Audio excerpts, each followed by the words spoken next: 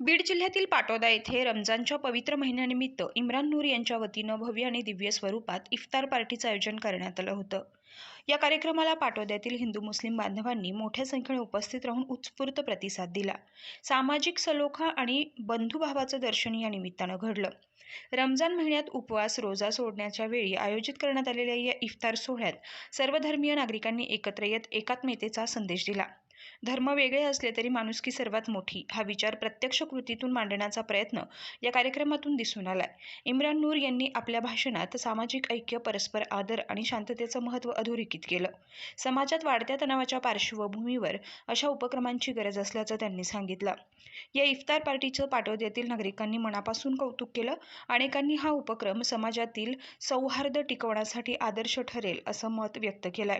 याप्रसंगी राष्ट्रवादी युवक काँग्रेसचे प्रदेशाध्यक्ष मेहबूबभाई शेख, MIMचे जिल्हाध्यक्ष शफिकभाई, संतोष दादा, सोमीनाथ कोल्हे, गणेश कवडे, सज्जादभाई, भूषण जाधव, जाधव सर, मोहसिन सर, श्याम हुले, राहुल जाधव, मुशूभाई पहलवान, बाबू मेंबर, मुकुंद शिंदे, मधु गर्जे, अनुरत सानप आदी मान्यवर उपस्थित होते.